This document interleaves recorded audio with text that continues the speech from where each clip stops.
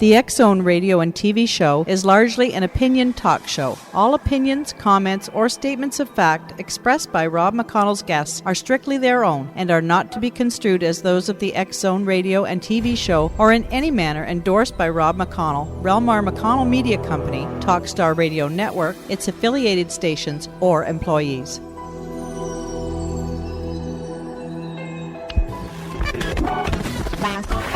All Hit Radio.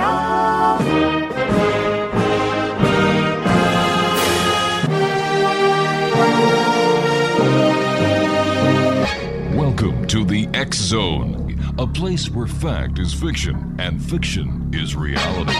Now, here's your host, Rob McConnell.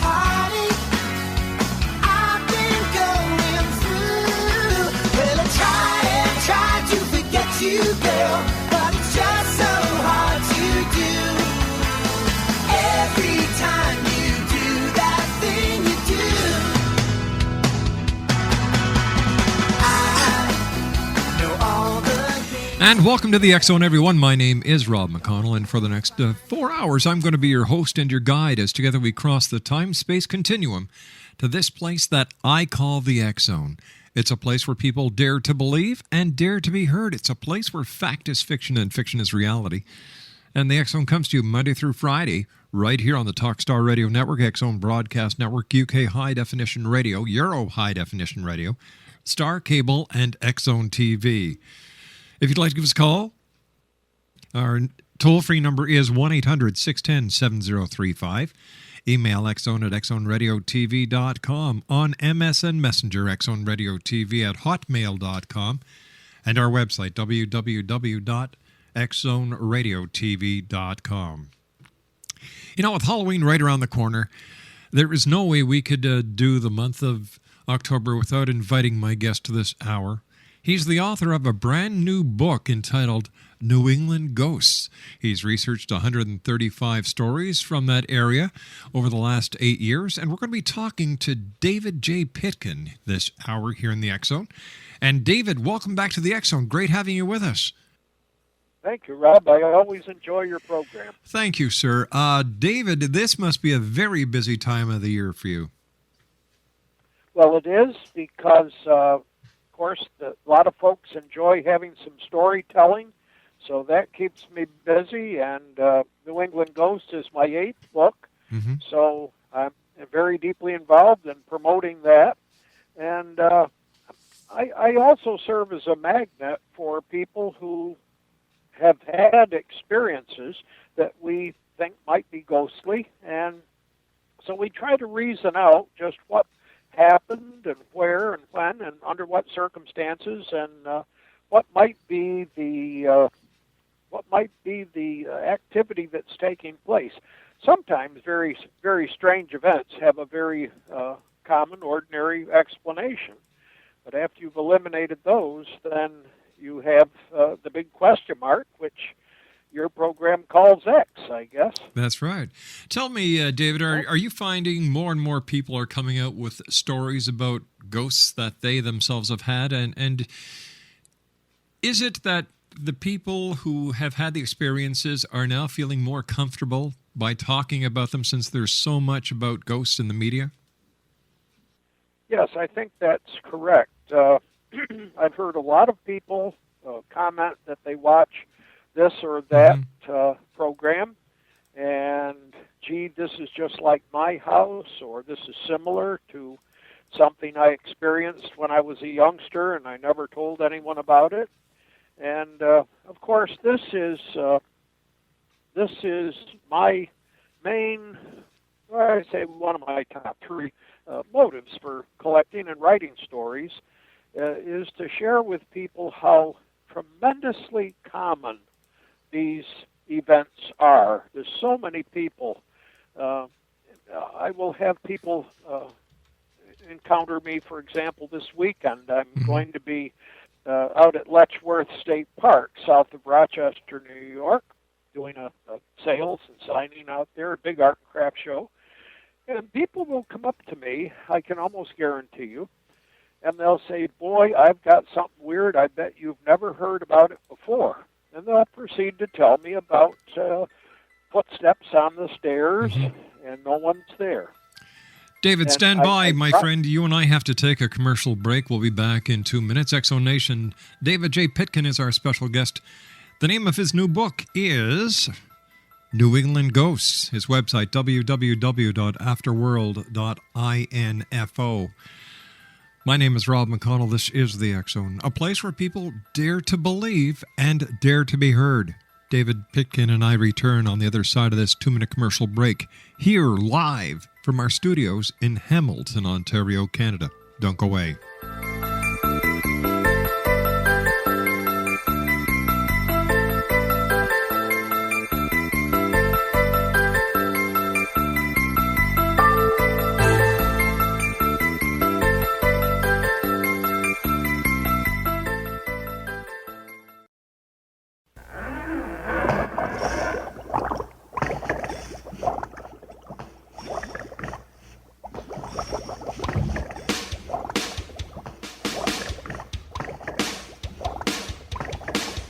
I was working in the lab late one night when my eyes beheld an eerie sight. For my monster from his slab began to rise, and suddenly, to my surprise, he did the mash. He did the monster mash. The monster mash. It was a graveyard smash. He did the mash. It caught on in a flash. He did the mash. He did the monster mash. With my love Notari in the castle east, to the master bedroom where the vampires feast. The ghouls all came from their humble abodes to catch a jolt from my electrode. They did the mash.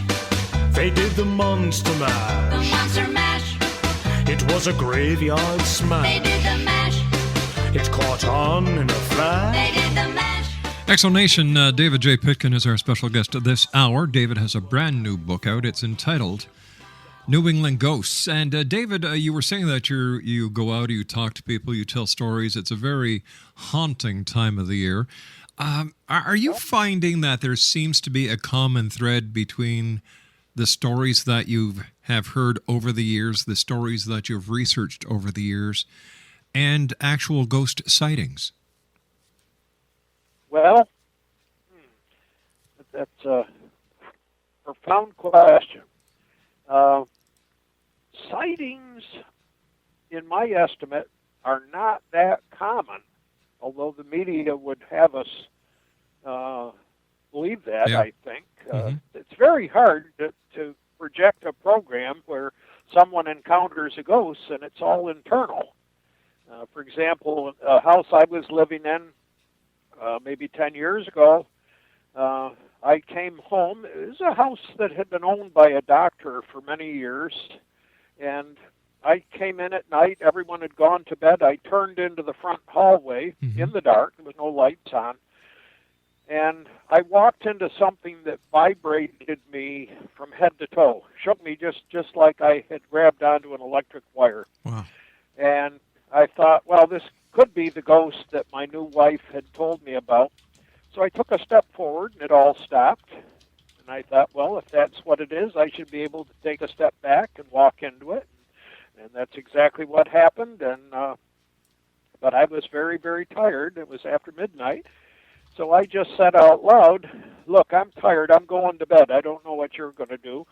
And I went through and went to bed, and no one in the family ever experienced it, which is hard for many people. If it's a one-time experience of hearing, seeing, smelling, feeling touched, walking through something, having something walk through you, or even a dream, people who didn't share that experience with you many times are scoffers. They tend to disbelieve.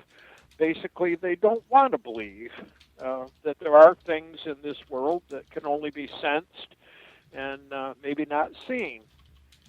But there is a tremendous interest, as we just said, stirred up by the media, a lot of the programs now on television.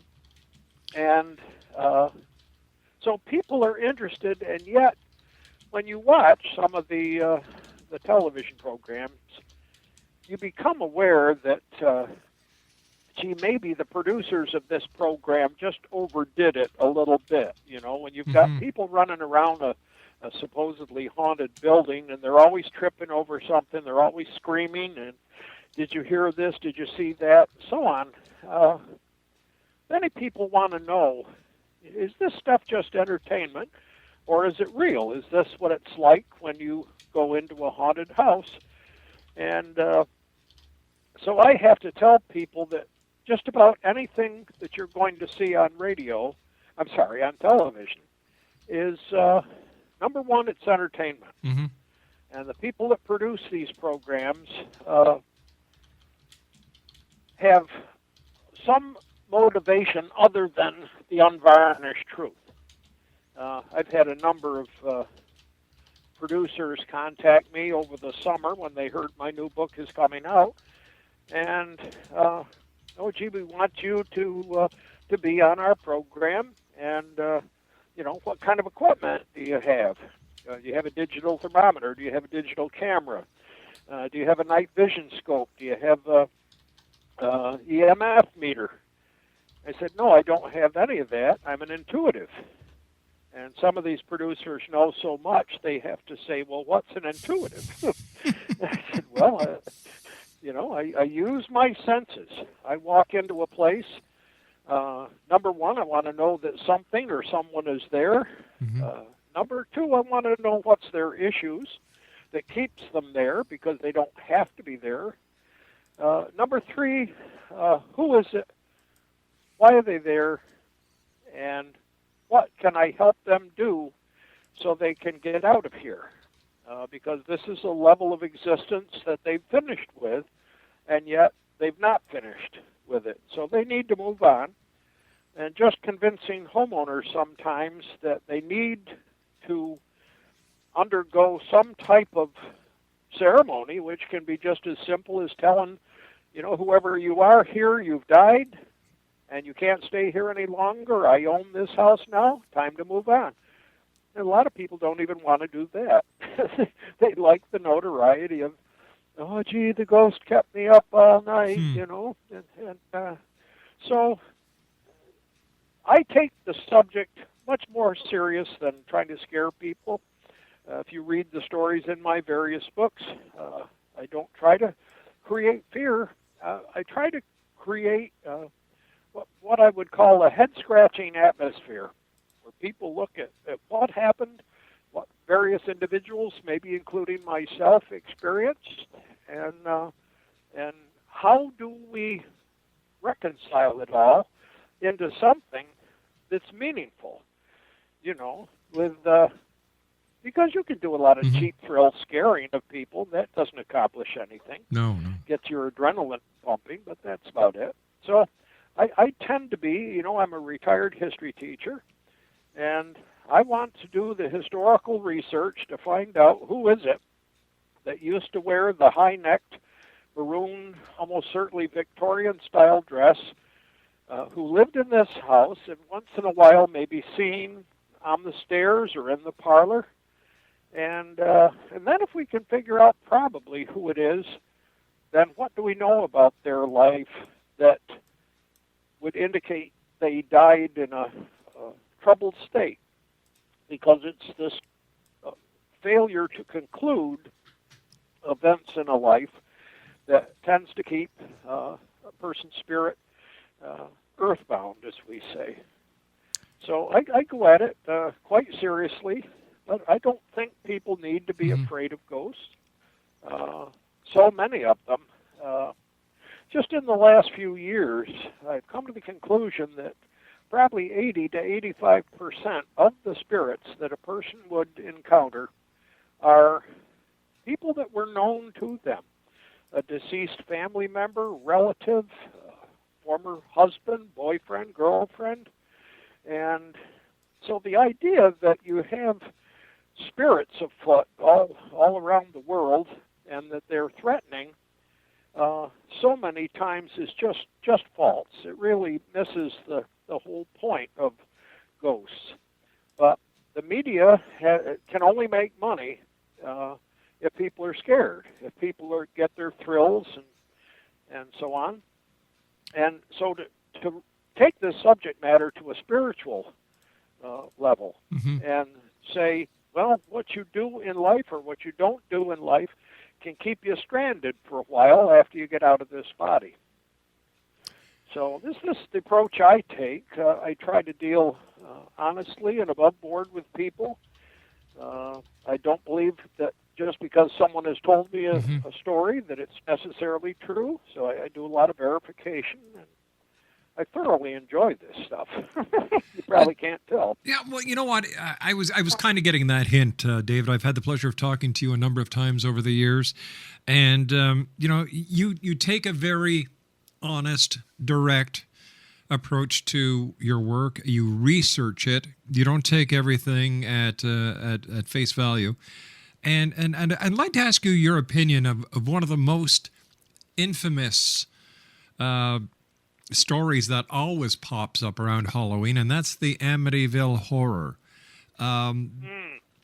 What is your take on that? Was it more than did the paranormal actually play a part of it, or was it because there was a multiple murder and that the family, the George Lutzen family, moved in, and there was a money opportunity presented by Defoe's lawyer, who I believe wanted the Lutz family to concoct this paranormal event in order to get his client off, because apparently Defoe said that, the devil made him do it, and this opened up the door to the possibility of it being a paranormal event. And if it was a paranormal event, then, I don't think there's anyone listening around the world who doesn't know what I'm talking about.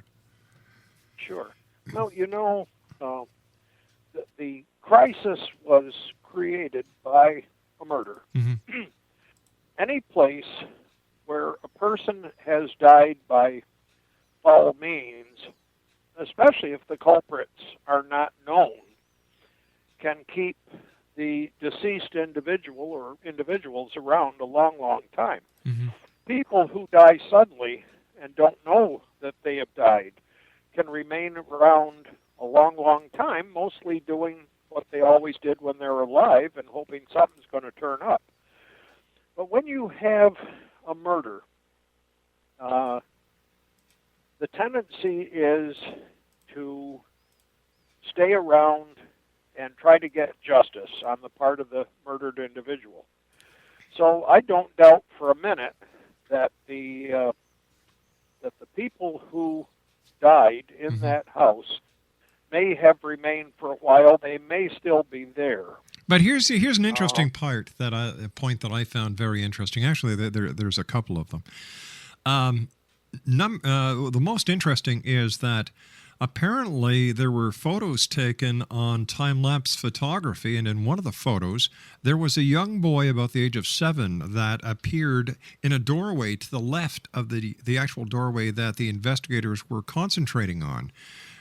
And during the mass murder of the Defoe family, there wasn't a young child that was killed. You and I have to take a commercial break. Great talking to you, David. David J. Pitkin is my special guest at Exo Nation. He's the author of a brand new book entitled, you got your pencils and paper ready? Okay, there it is. New England Ghosts, and his website is www.afterworld.info. That's www.afterworld.info. We'll be back on the other side of this commercial break with the news. My name is Rob McConnell. This is the X-Zone. Don't go away.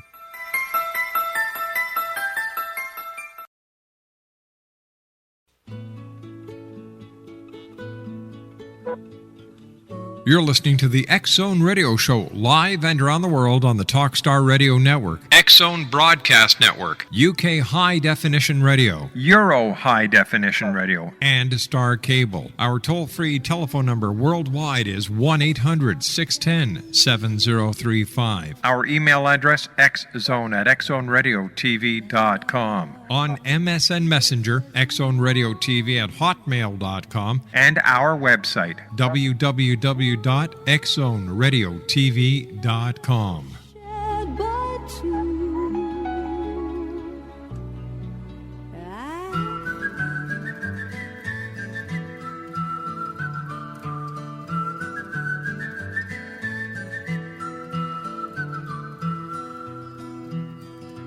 All around old Cape Horn, ships of the line, ships of the morn. Some who wish they'd never been born, they are the ghosts of Cape Horn. Fall-a-rilla, riddle-de-rum, with a rim-dim-diddy and a rum-dum-dum. Sailing away at the break of dawn, they are the ghosts of Cape Horn. See them all in sad repair, demons dance everywhere, southern gales, tattered sails, and none to tell the tale. Come on, all of you rustic old sea dogs. And welcome back to the X-Zone, everyone. My name is Rob McConnell. David J. Pitkin is my special guest this hour, and we're talking about David's new book, amongst other ghouly subjects. His new book is New England Ghosts. His website is www.afterworld.info. That's afterworld.info. And David, before we went to the break, we were chatting about the Amityville horror. And, I was saying that I believe there's more hype to it than anything else because, even when the screenwriter for the movie was asked about his beliefs, he says, "Hey, I'm in it to make money." And it's that plain and simple. Rob, I don't think anyone has ever made a movie to tell the pure, unvarnished truth of anything. Mm-hmm. I can't think of any. So that it has to be entertainment. And what entertains people is not pedestrian, everyday life that most people live. There's got to be something in there to shoot the adrenaline up. So you're going to have special effects. Many times because the effects of a spirit are purely internal, that take place in the inner hearing, the inner seeing of a person. And how on earth is a Hollywood producer going to show you an idea lodging in someone's mind or a mental image lodging? So, I don't have much respect for Hollywood other than to take us away from some of the present reality in our lives. I don't think you're ever going to learn anything you didn't know in a movie. So when you're dealing with issues of life and death, people live and people die, that's the certainty. Right. Then you want as much truth as possible with that, I think. I spent this past week talking with a woman, a good friend of mine, who lost her husband just a year ago, and what has happened or not happened since Joe died. And these are the things that I think people are interested in once you get past the cheap thrill. So now I know Ed and Lorraine Warren. Of course, Ed has died. One of the first haunted houses that I ever examined. Mm-hmm. Both Ed and Lorraine were with us back in 1976 in Saratoga Springs, New York, and Ed has since died. But I was talking with Lorraine about a house in Connecticut that appears in my new book, and it's in Stratford, Connecticut. And so Lorraine, we just touched briefly on Amityville, and she says, "Yeah, this is real. There's energy there, there's spirits there, and so on."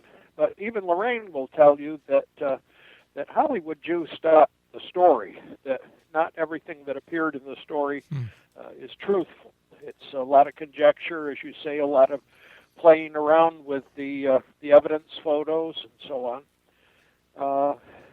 Lorraine is a darling. I can't wait for her new biography to come out. She's working on it now. But one of the things you mentioned about seeing this little boy in the house, and there's no history at that house for a little boy. That's right. Well, I don't know anyone who claims to explain the spirit world fully. I think we all get some glimpse of it and how things work. But you can have spirits in a building that never lived there, never were involved with the building. Spirits can come in on antiques, for example.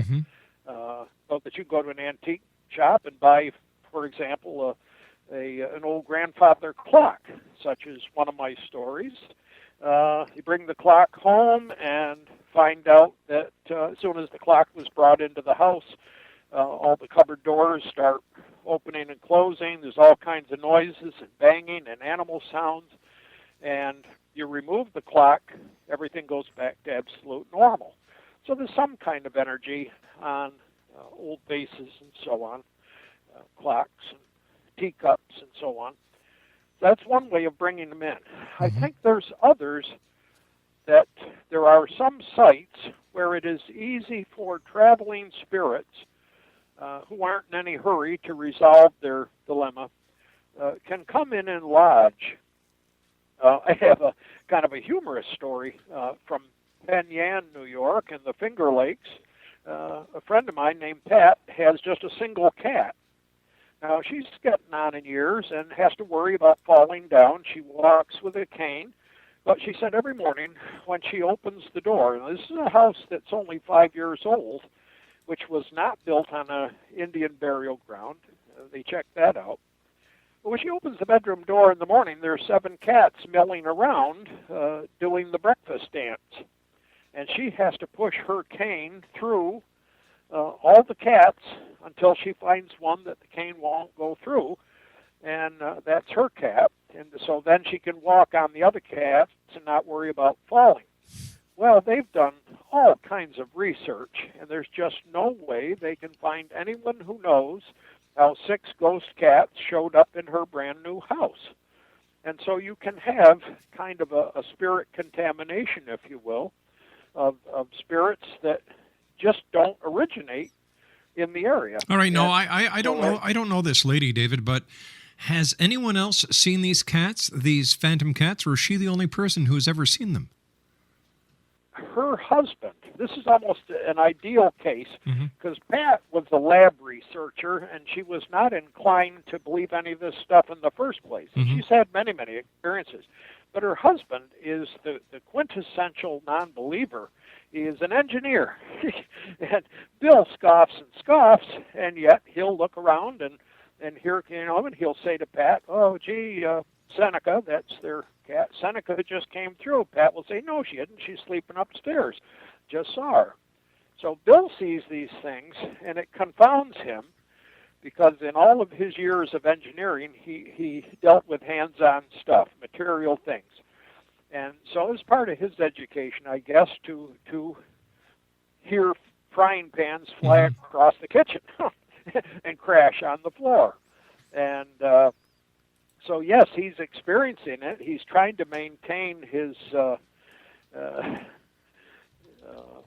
professional credentials, I suppose. Right, yeah. But yet this goes on. On the other hand, as I just alluded a few minutes ago, there are people who all by themselves will have an experience, and that makes it hard if you don't have someone there to back you up, another witness. And it's even, you get to the point where you say, well, I must be deluded. Maybe it really didn't happen. And that's too bad because I'm a great believer in dealing with the truth. Whatever the truth is, let's work with that. Yeah. So it's, but I tend to be, as I say, unfreaky in my approach. I want to know the truth because somewhere here, I think there's some real good news about the whole thing of death. We scare each other all the time about death and yet it's something we're all going to do. We don't have to take a course on how to die in school. It's something that's going to happen. And the best news is that people that loved us show up. I've had so many people that I loved have come to see me. Okay, I'm a little different. I'm an intuitive, but they'll come and stand by my bed. They'll sit on my bed. They'll talk with me. I always send them on. I tell them, okay, I'm glad you came, but this is not where you belong. There's something better. Move on. Find the white light. Move on. How nice, I think, that loved ones don't stop loving us after they've died. But is it, is it that they haven't stopped loving us after they die, David, or is it we have never stopped loving them, and what we're actually seeing is a manifestation of our desires through our imagination and part of the brain that we have yet to discover? Well, I'll tell you, that's certainly a good theory. Mm-hmm. Now, my favorite aunt died 7 years ago. And about a year after that, as I would be out doing my research trips, the car would all of a sudden fill up with this delightful spicy smell. And it took me over a year of these occurrences before I finally isolated just what that smell was. It was the smell of a lily that I used to grow in my garden, just a delightful smell. Mm-hmm. Okay, there's the clue, garden. Now, who in my family cared about flowers and gardens? Nobody. My wife didn't care, my kids didn't care, but there was one relative, my Aunt Hannah, who had died just the previous year, that first instance. She and I used to exchange cuttings and roots and all kinds of stuff. So the next time that smell came, and I'm blown, I just said, I love you too, Aunt Hannah. And that quick, the smell was gone. Well, most of the listeners know how long it takes to get a smell out of a car. If you don't, go drive over a skunk and time it yourself. This disappears instantly, and okay. But let me ask you this: as a teacher, how do you explain? How do we explain that the smell dissipates so fast when in the world of reality it doesn't? Could this be a clue that what we're actually doing is recalling a memory, and the smell isn't in the car at all? It's in our mind. All right. Well, let me give you the second part of this story. Okay. It just confuse it even more. Thank you. So I'm working on a sequel to one of my novels, and this required me to go up to North Bay, Ontario, to the Canadian Forces base there, and do some interviewing. And it was, I think, the second week of December 3 years ago. I took my friend Bill along because for us it's about maybe a 14-hour drive from upstate New York up into by the lakes, and so 14 degrees below zero. We're driving along somewhere.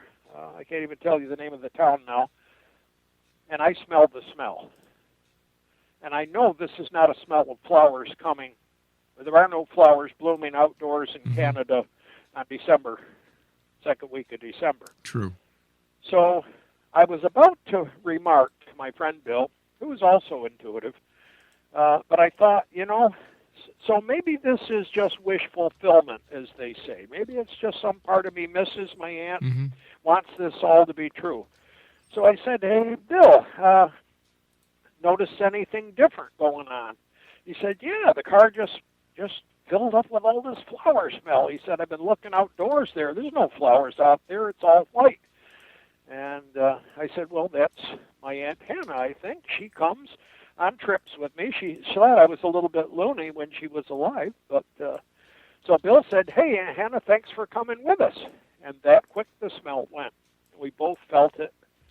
So there I had a little witness, you see. If it was wish fulfillment, no one could accuse Bill of thinking of my dead aunt at that particular time, and or having any spirit experience with her. So many times there are groups of people. We'll all have a shared experience, and other times I just say it's hard when you're the only one. Sure. To have that. Now, I also want to talk a little bit about dreams. All right, David, we've got about a minute left in this segment, so I'm just giving you a heads up. Sure. Well, so let's talk a little bit about dreams. Yep. When my father and I were not on good terms when he died, and 12 years later, I'll simplify it, Okay. he showed up in a dream and did two things that he had never done when he was alive. One was to give me a great big hug, and the other was to apologize. He said, "I'm sorry." And so for the listeners, if you dream of someone you don't like or didn't like when they were alive, whether it's a relative or co-worker or whatever, give it a chance, because a lot of these individuals have to feel forgiven before they can move on. And so you should actively engage whatever individual you encounter, whether it's in the living room or when you're in bed at night. Be loving. Tell them you're forgiven. David, stand by. You and I have to take our final break for this hour. X-Zone Nation, David J. Pitkin is our special guest. He's got a brand new book out, his 8th book, New England Ghosts. His website is www.afterworld.info. That's www.afterworld.info. David and I will be back on the other side of this commercial break as the X-Zone continues from our studios in Hamilton, Ontario, Canada. My name is Rob McConnell. Don't go away.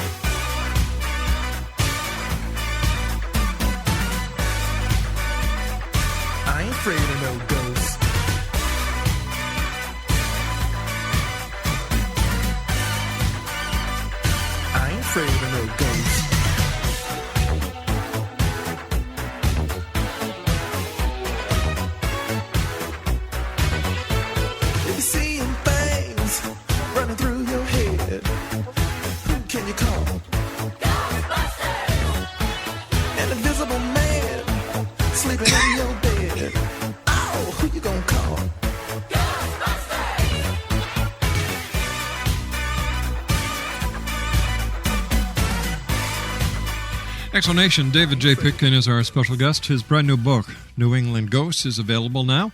If you'd like to get more information on David, his website is www.afterworld.info. First of all, David, great having you with us. Congratulations on another successful book. I always look forward to having you on the show. But here's something I'd like to ask you.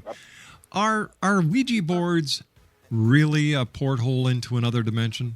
Can it bring over the unwanted? Yes. Yes, on both.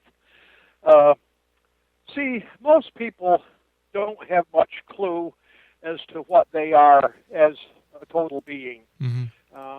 There's a lot of young people that reject traditional religion, ideas about being a soul or whatever. But look at it this way. When someone dies, you can put an EKG or an AEG on the corpse, and there is no energy. The energy that was in that person is gone. Well, where does it go to? Because in science class, we all learned that energy is a form of matter. Matter cannot be created or destroyed. It can change its form, but it still exists. So where does the life energy of a person go? And do the personality and the memories of that deceased person go with the energy? I'm quite sure. I'm 99% sure that's how it works. Well, so what's to become of us when we don't have a body anymore? There is a kind of life that goes on. And many of the young who are looking for excitement, they're looking to touch some mystery, something beyond everyday, boring existence. And lo and behold, someone's got a Ouija board or spirit board, or there's a lot of different gadgets. And so people just sit down and, try to imagine, Rob, going home tonight and taking your front door off the hinges and just say, hey, whoever's out there, come on in. That's insane. You wouldn't do that. No, I wouldn't. No. And I'll tell you, there's beings in the spirit world. They were SOBs when they were alive. They're still SOBs. Just dying didn't change them. And if they were into violence, if they were into manipulating people, if they were into bullying, that's what they still are. And so when you open up yourself without any preparation, without any prayer, or without asking for protection, you just never know what you're going to get over a Ouija board. And not only can this energy come in, but especially if you go out on ghost hunts and you're drunk or you're high on drugs, so you don't have to be afraid. You're just going to ask yourself, you're just going to be asking for trouble. David, I hate to do this, but we've run out of time for tonight. I look forward to having you back on the show in the near future. Until then, my friend, take care of yourself and congratulations on a great book. Thanks, Exonation, Rob. David J. Pitkin has been my guest. www.afterworld.info. I'll be back after the news at the top of the hour. Don't go away.